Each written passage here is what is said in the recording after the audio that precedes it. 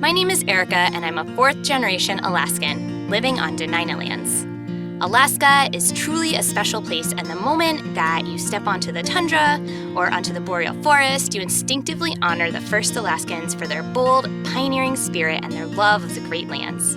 I am inspired by tradition, family heritage, and values that first Alaskans have passed down for thousands of years, most especially the harvest of the sockeye salmon that come into the Kenai River in late July. My family and I fish on the river with a rod and a reel for hours at a time when over 100,000 sockeye salmon come into the river each day, making their journey to spawn.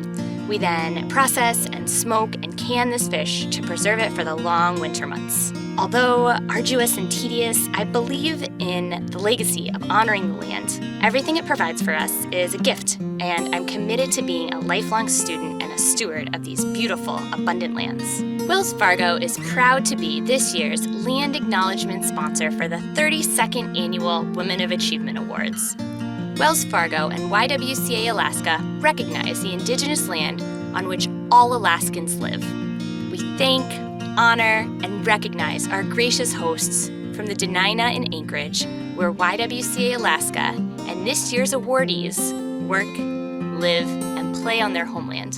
We thank, honor, and recognize the Inupiaq and St. Lawrence Island, Yupik in the Arctic, Athabaskan in South Central and Interior Alaska, Yupik and Cupik, Unungan and Sugpiaq in Southwest Alaska, and Eyak, Haida, Tsimshian, and Tlingit in Southeast Alaska and the Inside Passage. For thousands of years, indigenous people cared for and stewarded the natural world. They took care of the land and the animals that inhabit Alaska. We honor and acknowledge the traditional, current, and future caretakers of this land. Thank you. Hi, I'm Representative Ivy Sponholz. This year's themes of optimism, resilience, vision, and hope, and opportunity are appropriate. The last year and a half have required that we all dig deep to find our inner toughness and resilience in ways that many of us have never had to do before. In many ways, women are exceptionally well primed for this. We face headwinds in our ability to receive the respect and recognition that our efforts often deserve. To continue to push forward day after day in this work, while also parenting, takes incredible vision, hope, and an optimism that tomorrow, next week, next month, or even next year will be better than the one in which we sit. When I think about these traits, I have to think of my mother, who for me is both the ultimate visionary and has exhibited extraordinary resilience in her life today. Ann Sponholz, who was born Ann Hawley, was the oldest of 5 children born to 2 parents who weren't well equipped to parent. Her childhood wasn't easy, but she wasn't beaten down by this experience. Instead, she believed that she could come to Alaska, start all over, and build a life that would look very different than the one she was born into. She came to Alaska in 1972, thousands of miles from where she grew up, to live a new life. She settled in Nebezna, Alaska, in the Wrangell Mountains, where she learned to chop wood, hunt, and fish. A year later, she gave birth to me in a dry log cabin, which I think speaks to her courage and toughness. My mom is tenacious in her belief that she could raise a strong family despite not having a roadmap. Instead, she built her own roadmap. She read voraciously about child development and relationships, and through that work, she created a vision for what a strong family could be. As a result, she raised 4 children who cared deeply for each other, have strong moral compasses, and healthy relationships because of that vision.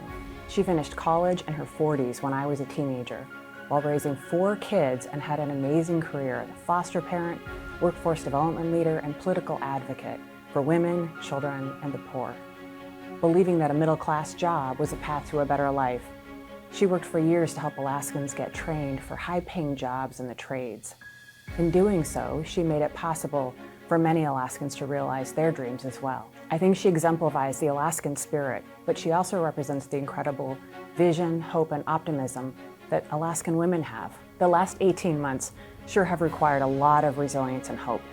We've all faced isolation, fear, trying to juggle working and educating our children at the same time, not to mention being the in-home tech support. We've faced fears for the health of our loved ones, often caregiving for them. We faced extraordinary conflict and social media algorithms which increase our perception of that conflict. As we reach deeper and deeper to find the strength and optimism needed to face each day in these difficult times, we have to look for glimmers of hope around us. I personally find hope in the amazing women being honored as YWCA Women of Achievement this year. This year's class of inductees is also one of the most diverse classes ever, which speaks to the YWCA Alaska's strong commitment to recognizing women of color's leadership in Alaska. This year's class includes Alaska Native leaders like Emily Edenshaw, originally from Imanik, who is Executive Director of the Alaska Native Heritage Center.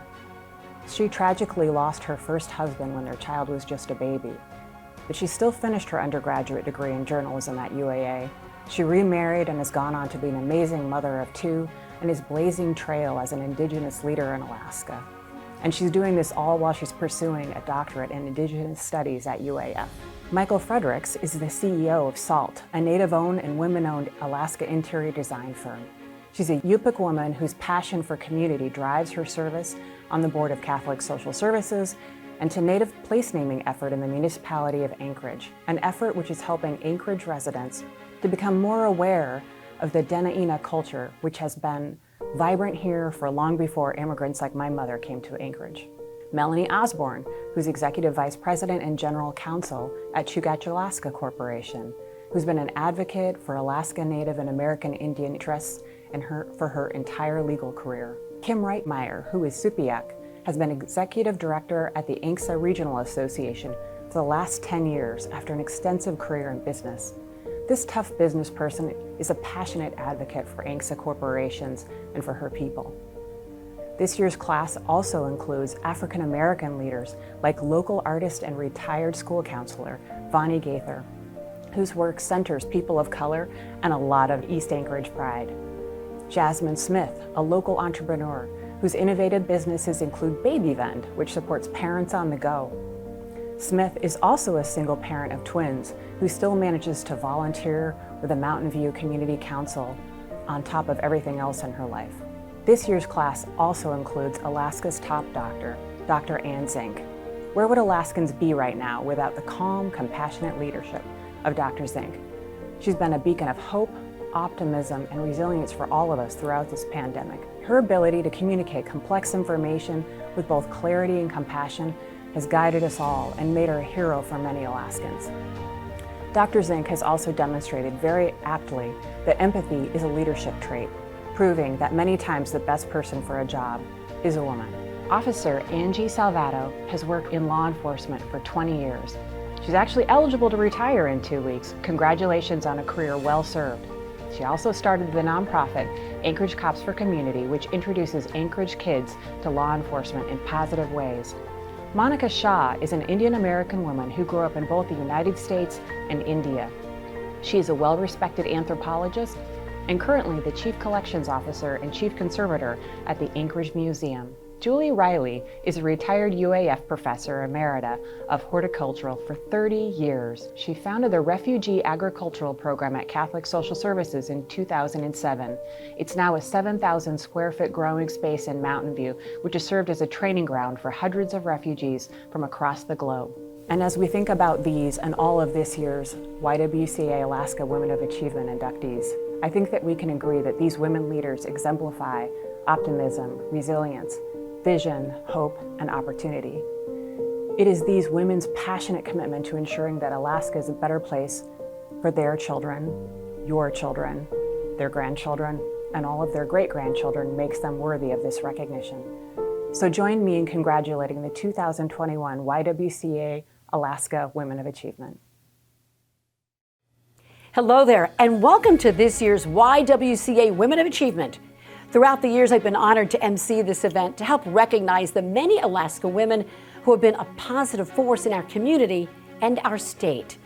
Many times, these are women who have overcome intense challenges and adversity to help others overcome theirs and to mentor them along the way. Which is why the YWCA's commitment to women of all ages, including our youth, is so important. In fact, the YWCA says, in its own words, that it's committed to encouraging and inspiring women of all ages to strive for their own success and create positive impact in their community. From physicians to business leaders and social advocates, these are women who are not only successful in their own right, but also brought along with them other women to also succeed and brought many important causes and issues to light. The mission of the YWCA is to eliminate racism, empower women, and to promote peace, justice, freedom, and dignity for all. And we are so fortunate that every year we have so many candidates and in turn honorees who work tirelessly and year-round to help Alaskans achieve that goal. To empower each one of us to be part of the solution instead of part of the problem. With a united front for positive works of care and compassion, we can do just about anything. And add to that positive role models to pass on that work and important leadership skills to our next generation. I would like to thank this year's honorees and the hundreds from decades past for dedicating their lives to improving the lives and future of not only women, but so many other Alaskans who benefit from their dedication and work all along the way. On behalf of our community, thank you and congratulations. Welcome to Day 3 of YWCA Alaska's 32nd Annual Women of Achievement Awards. My name is Lauren Rocco, and I serve on YWCA Alaska's Board of Directors. Thank you for joining us this evening. One of the themes of this year's event is vision, the capacity to see beyond what is and realize what could be. One of the ways YWCA Alaska realizes what could be is by empowering women with tools and education to make informed decisions about their health and well-being. The past 2 years have highlighted healthcare inequities within and across our communities. YWCA Alaska believes access to quality care, confidence to make informed healthcare decisions, and experiencing wellness are essential foundational rights. The WISE Wellness programming connects women with free health screenings and provides barrier relief to help women get to their appointments, including free transportation, childcare, and translators. During the past year, YWCA Alaska ensured over 350 women received breast and cervical screenings, mammograms, and wellness exams. The WISE tobacco cessation and diabetes prevention programs help Alaskans access the Quit Line and information to support healthy lifestyles. Building wellness strengthens individuals, families, future generations, and our communities. This evening celebrates visionary leaders who have changed our present for the better. We have 2 more incredible Women of Achievement and a Youth of Achievement to celebrate. We look forward to sharing their stories with you tonight. We at Rasmussen Foundation are proud to be a partner of YWCA Alaska and its mission to eliminate racism and empower women. Congratulations to Vonnie Gaither for being selected as one of this year's Women of Achievement. I first met Vonnie as part of the Keys to Life Lullaby Project, where musicians worked with incarcerated parents to create lullabies for children who could not be with their parents. And I saw her dedication to community and the beautiful art she provided for the project over the years. I also saw her dedication through the years of advice and support she gave to young people as a career resource advisor at my alma mater, Betty Davis East Anchorage High School, and the generosity of her spirit by how she supported other artists by co-founding the African American Artists of Alaska. Beyond her artwork and varied community service, it has been Vonnie's mentorship to others that has made the greatest impact in our state. Her dedication to the advancement of those who identify as Black or African American, bringing together Black-owned businesses, and managing a yearly scholarship program for Anchorage youth has furthered positive impacts on the wider community in Alaska. Vonnie, we are very proud of the work you do and cannot wait to see what you do next. Congratulations to all of this year's Women of Achievement honorees. Keep inspiring Alaska. My name is Vonnie Gaither, and I am a local artist and a retired career resource advisor. I originally was born in Baltimore, Maryland. Growing up, I had what I call 3 mothers. Each one of them had different personalities. Aunt Dot, who was my legal guardian, was very old-fashioned and strict. My Aunt T, my father's sister, was very modern for her times, and every girl needs someone they could talk to. And my Aunt Shirley was a pioneer at the time where it was hard for African American women to get really good paying jobs, but because of her complexion and what she did, she was able to advance herself. Graduated from a great high school called Northwestern, which was a very diverse school. It was predominantly a Jewish school. And what I liked about it is it gave me the opportunity to do things I probably wouldn't have done in other schools. And that's where my art career began. I had 2 awesome art teachers. I learned to do the background for plays, and then it led me on to doing graphics, which for a long time here in Anchorage, I was a graphic artist for over 20-some years. Trying to get into the art field in Anchorage was very hard in the very beginning, back in the 70s and 80s, because it was already a cliquish group. I've been very lucky that I've had contacts and friends who have kept pushing me on to show my art. Well, art tells history. Even back in what we used to call caveman days, that's how they left their history to us, the message to us. And it's also a self-expression. It's a way a lot of us can express our political views, our personal views, but it has a message, and it's a message that seems to go on with times. I have a piece that's called Black Girls Do Cry. It's one of my latest pieces, and actually it just won 2nd place in a show in Seattle. And I painted it a night where I wasn't feeling very good about the world. And I actually was kind of down the dumps, because when you turn on the media, everything is so negative. And so, and a lot of people think of Black women as being hard, not having any really deep emotions. And so that's what made me name that piece, because it was a real weak moment for me, but it was also a way of me expressing who I was. Equity right now is something that's going on all through the world, and it's a power struggle. I was trying to show kids, no matter where you're from, what your parents were like, your dream is your dream, and you need to follow that. Empowering women, even now I try to help young people understand sometimes we want instant answers, and they don't always come when we want them. I get what's called painter's block sometimes. I want to paint, but I'll look at the canvas and I'm not really sure. actually become afraid to paint. So what I would say, just take time and let it come to you instead of you go to it. Follow your dreams. My daughter is someone I'm very proud of. She is a fitness coach. When she was growing up here in Anchorage, she was known mainly for her soccer skills, but she discovered that being a fitness coach was what she wanted to do, and she's actually making quite a career out of it. But I have watched her grow, and she's just turned out to be a terrific mom and a terrific coach. It wasn't necessarily her dream at the beginning, but it became her dream as a mother and then as a business person, and it's been really awesome to see her follow that dream and be successful. Congratulations. Oh, thank you very much. Wow.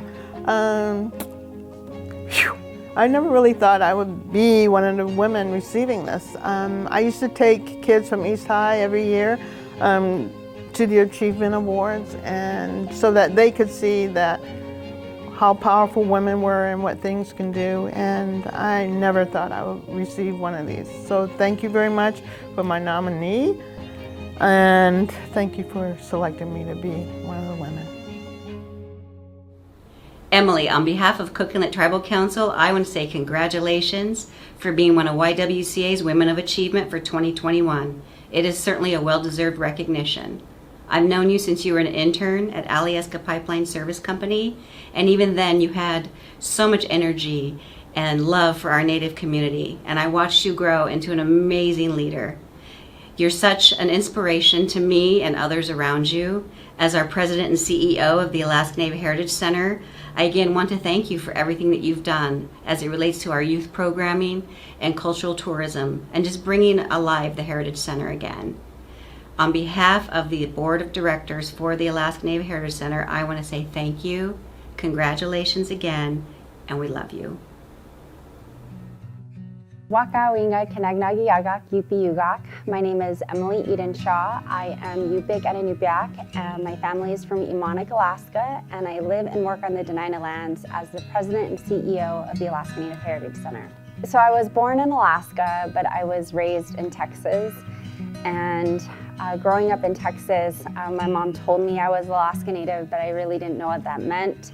You know, I was raised in a predominantly Spanish-speaking area, And, you know, I was always accepted by them. And when I think of the work that I'm doing today, just the importance of reaching out and making people feel a part of, even though they might feel like they don't belong. And that was something that, you know, even throughout my junior high and my high school years, you know, I was never treated as though I was an outsider, even though I felt like I was. And that's something that, you know, even today I'm predominantly within in an indigenous community, the Alaska Native community, and it's something that I've always kind of reminded myself to just be inclusive and to make people feel that they're a part of versus, you know, looking at the differences. When I moved back in 2004, I wound up falling in love and meeting an amazing man named Jacob Tyrell, and we had a baby. And he was killed in an accident when our daughter was a year old. And so just really going through that, that entire experience, you know, really pushed me to pursue my education. I wound up getting my bachelor's degree, then my master's, and now I'm a fourth-year PhD student. You know, I was always told you can either be a good mom, or you can be a good professional, or you could be a good college student. And the truth is, we're all superwomen, right? We're all doing it all. We're on boards and commissions and, you know, working late at night, baking. Not me, because I'm not a baker, but, you know, we're doing it all. And I think it's important to note for women just in general to know that, you know, those glass ceilings are there for us to break them, and the world needs us to really step into our own power. One of my first meetings with my boss, her name is Michelle Egan, and I was an intern, and I remember going through my first employee review with her. She had asked me what I wanted to be when I grew up, and I told her, I said, I want to be you when I grow up, and her response was, you could be so much more. And when I think of leadership and working with other women, really encouraging you to live your truth and to step into your own power. I would not be where I'm at today if it wasn't for the elders, the mentors. You know, something else that I've learned in my life is that, you know, we all experience challenges in our life, whether if it's a loss of a job, loss of a friend, you know, and I would just say that, you know, as women today, you know, really try to find that strength to turn that struggle into a source of strength. You know, whatever you're going through, know that there's always opportunity to turn that struggle into a source of strength, not only for yourself, but for the next generations that come after you. Congratulations. Oh, thank you. I just want to say thank you so much to my family for their ongoing support. This award means so much to me. I also want to say thank you so much to my board, to the many mentors in my life, and our incredible staff at the Heritage Center. It's been such an honor to work at the Alaska Native Heritage Center. And I want to really just say that this award is not about me. This award is about the many women who have mentored me and who have pushed me and really helped me become the woman that I am today. And just thank you so much from the bottom of my heart. Good evening. My name is Lael Oldmixon, and I'm the Executive Director of Alaska 529. I am pleased to be here tonight to help recognize and honor the YWCA Youth Award recipients. We were floored when we reviewed the great work and the amazing stories of the award recipients this evening. We commend you for your contributions to community and just want to say thank you for everything that you have done in your communities and around Alaska. We partnered with the YWCA this year to help sponsor tonight's event.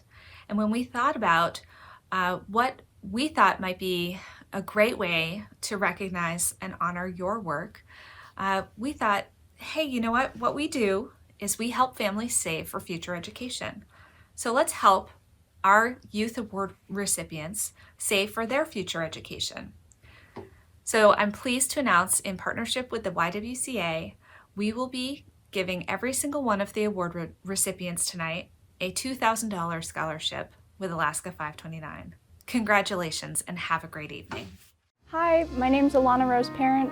So I was born and raised in Anchorage, Alaska. I've also lived in Nevada as well for some years of my life. In Anchorage, I've spent a lot of time outdoors enjoying the Great Alaska Wilderness while also attending Anchorage School District schools all through my years here from kindergarten through senior year with, of course, some academic learning in Nevada as well. Equity to me is a world or a space where everybody is equal and to the best of their ability. Currently, in today's world, there's a lot of things that aren't equitable between people.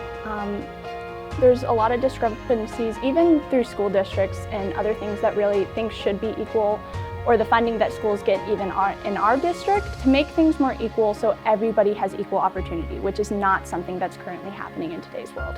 There is no such thing as a perfect world. Nothing will ever truly be perfect, but at least we can do our best to make equal opportunity for everybody. There's a lot of things that aren't equal, such as even the scholarships people can apply to or the resources people can get. I've experienced a lot of that through my college application process. Some of my friends in a few of my classes are able to get people to personally help them write their essays and basically to help them through the entire admissions process. And it's basically me doing it on my own with a little bit of help from staff and teachers at school and from some supportive adults in my life. But from that, I'm not really getting any professional help through the college application process, which I know others are receiving that. Also, just the financial struggle of going to college. There's some kids that have to completely pay for it themselves and others that don't have to necessarily worry about that financial struggle. And I think if we lived in a world where maybe the financial part of everything wasn't so important and there was more equal opportunity for students to get either the trade school education that they want or the college education that they need, it would make it at least a little bit of a better place. So I have many people in my life that inspire me, a few of which being Kate Rodriguez and Lael Wilcox. Lael's a professional cyclist. Kate is a Anchorage local. They both work together to start the Girls Riding Into Tomorrow program, also called Grit Anchorage, which is located at Stellar and Baggage Middle School. It's a program to get 7th grade girls involved with biking to try to encourage more people to be involved in sports.